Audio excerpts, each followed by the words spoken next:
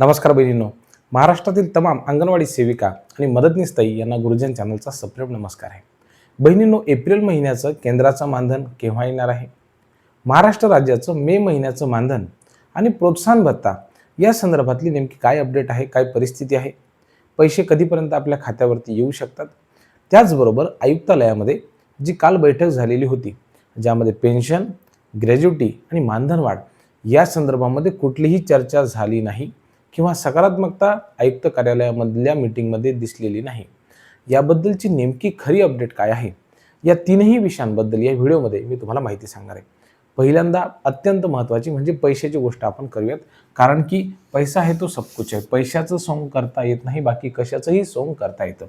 बहिणींनो, आपणा सर्वांना माहिती आहे की ज्या मानधनाची आपण अत्यंत वाट बघत होतो ते मानधन म्हणजे केंद्राचं मानधन. बरोबर आहे की नाही? केंद्राचा जो काही हिस्सा आहे तर तो अद्याप देखील जमा झालेला नाही आहे. कुठल्या महिन्याचा? एप्रिल महिन्याचा. आपल्याला माहिती आहे की केंद्र जे आहे ना, ते कधीही उशिराच त्या ठिकाणी भत्ता हे जमा करतं. तर हा जो केंद्राचा हिस्सा आहे हा साधारणतः 10 तारखेपर्यंत जमा होण्याची त्या ठिकाणी माहिती मिळत आहे. किती तारखेपर्यंत? 10 जूनपर्यंत, एप्रिलचं. ठीक आहे, म्हणजे आणखीन सुद्धा आपल्याला थोडा वाट बघावं लागणार आहे.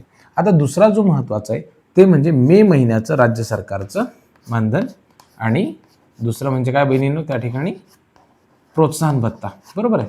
आता ह्याही संदर्भामध्ये आपला अनुभव सगळ्या जणींचा तुमचा असा आहे की हे काही वेळेवर मिळत नाही.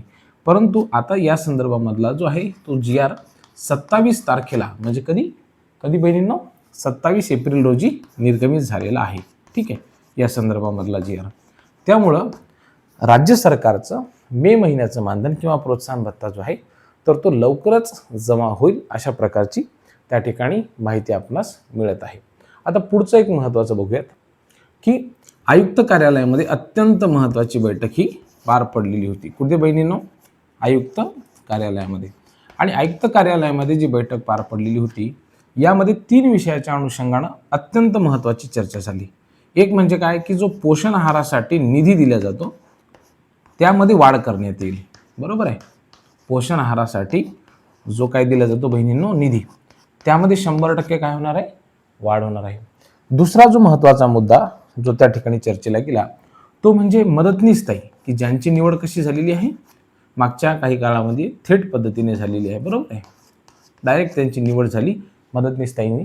तर ह्यांचं जे काही वय आहे सेवानिवृत्तीचं, ते वय 60 वर्ष न ठेवता त्याला किती करण्यासाठी त्यांचा प्रयत्न सुरू आहे? 65 वर्ष करण्याची त्या सगळ्यांची इच्छा आहे. आणि ह्यावरती देखील जो निर्णय आहे तो 100% होणार आहे.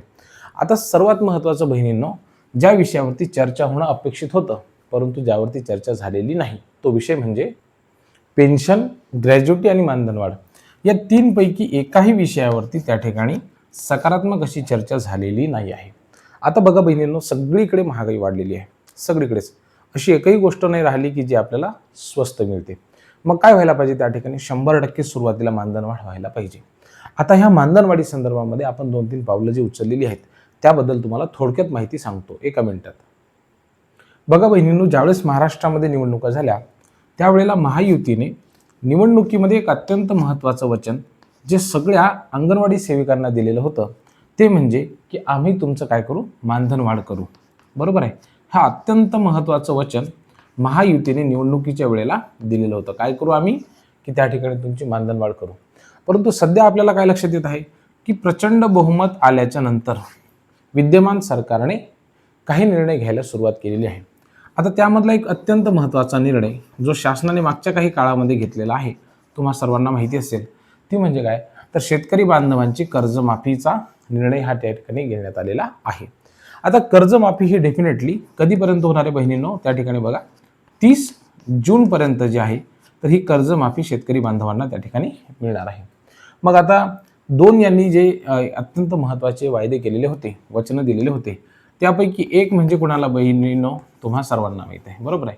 म्हणजे तुम्ही तर बहिणी आहेतच, परंतु लाडक्या बहिणींना एक अत्यंत महत्त्वाचं वचन दिलेलं होतं की 1500 रुपयांचे 2100 रुपये करू.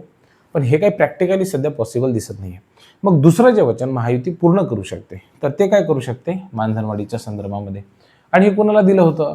तर आपल्या 2 अत्यंत महत्त्वाच्या बहिणींना दिलं होतं. एक म्हणजे आशा सेविका ताईंना आणि दुसरं म्हणजे काय बहिणींनो, त्या ठिकाणी अंगणवाडी सेविका ताई आणि मदतनीस ताईंना जे आहे ना, हे खूप महत्त्वाचं जे आहे वचन त्या ठिकाणी देण्यात आलेलं होतं. आणि म्हणून अंगणवाडी सेविका ताईंचं वचन पूर्ण करण्याची वेळ आता आलेली आहे असं आपणास म्हणावयास हरकत नाही. त्यामुळं या ठिकाणी राज्य सरकारनं अत्यंत सकारात्मकपणे बहिणींचा जो प्रश्न आहे, तर तो प्रश्न निवडणूक आता झालेली आहे, वचन पूर्ण करण्याची जी वेळ आहे ती आलेली आहे. 30 जूनपर्यंत आपण कर्जमाफी देणार आहात, बहुमत आपल्याला मिळालेलं आहे. त्यामुळं मानधनवाढीचा निर्णय आता झाला पाहिजे अशी सगळ्या बहिणींची माफक अपेक्षा आहे. आणि मला निश्चित खात्री आहे की त्या ठिकाणी हे जे 3 माणसं आहेत ना, त्या 3 माणसं आणि एक कोण जे आहेत ना आपल्या 2 महिला, हे 100% काम करतील. कोण कोण, त्याबद्दल माहिती जाणून घेऊ. माननीय मुख्यमंत्री महोदय देवेंद्रजी फडणवीस साहेब, आणि अत्यंत महत्त्वाचं म्हणजे की ज्यांच्याकडे बघून खूप मोठ्या प्रमाणावरती बहिणींनी मतदान केलं, तर ते आदरणीय उपमुख्यमंत्री कोण, एकनाथरावजी शिंदे साहेब. आणि ज्यांची कमतरता तुम्हा सर्वांना भासत आहे ते म्हणजे स्वर्गीय अजितदादा पवार. अजितदादा पवार असे होते की जर काम होते तरच ते काय म्हणायचे की काम मी करतो, अन्यथा ते वचन द्यायचे नाही. परंतु शब्दांचा पक्का असलेला हा दिलदार असा माणूस आपल्यामध्ये नाही आहेत. परंतु त्यांच्या विचारांची, त्यांच्या कार्याची धुरा ही ज्या अत्यंत सक्षमपणे आपल्या खांद्यावरती पेलत आहेत, अशा आपणा सर्वांच्या बहिणी आदरणीय सुनेत्राताई, बरोबर आहे, सुनेत्राताईंवरती ही खूप मोठी जबाबदारी आहे. आणि डेफिनेटली त्या हे काय करतील, ही जी जबाबदारी सर्व अंगणवाडी सेविका ताईंची आहे, तर त्या डेफिनेटली काय करतील, त्या ठिकाणी पार पाडण्याचा प्रयत्न करतील. यामध्ये आणखी एक अत्यंत महत्त्वाचं नाव ज्यांच्यावरती तुम्हा सर्वांचा विश्वास आहे, अतिशय संवेदनशील नेतृत्व, ते म्हणजे तुम्हा सर्वांचा परिचित असलेलं व्यक्तिमत्व म्हणजे आदितीताई. आदितीताईंनी जर ठरवलं तर ज्या पद्धतीनं महाराष्ट्रामधील सर्वाधिक निधी सध्या कोणत्या खात्याला जर मिळत असेल बहिणींनो, सर्वाधिक निधी कोणत्या खात्याला जर मिळत असेल तर तुम्हा सर्वांना माहिती आहे ते फक्त आणि फक्त महिला बाल विकास विभागालाच मिळत आहे, बरोबर आहे. आणि तो विभाग कोणाकडे आहे, आदितीताईंकडे आहे. आणि म्हणून आदितीताईंनी या ठिकाणी सकारात्मक अशी भूमिका घ्यावी आणि माननीय उपमुख्यमंत्री, त्यामध्ये सुनेत्राताई आल्यात, शिंदेसाहेब आलेत, आणि आदरणीय मुख्यमंत्री महोदय यांना कन्व्हे करावं आणि अंगणवाडी सेविकाताईंच्या प्रश्नासंदर्भामध्ये प्रचंड सकारात्मकतेनं आणि संवेदनशीलतेनं हा त्यांनी निर्णय घ्यावा आणि सेविकाताईंना न्याय मिळवून द्यावा, अशा प्रकारची आपली भूमिका आहे. बहिणींनो, याबद्दल तुम्हाला काय वाटतं हे आम्हाला कमेंट्सच्या माध्यमातून कळवायला विसरू नका. सोबतच आम्ही जी माहिती देतो ती खरी आहे, वस्तुनिष्ठ आहे, यामध्ये काही बदल करायला पाहिजे का, या संदर्भामध्ये तुम्हा सर्वांचं मार्गदर्शन आमच्यासाठी अत्यंत महत्त्वाचं आहे. बहिणींनो, ऊन खूप आहे, काळजी घ्या. खूप खूप धन्यवाद.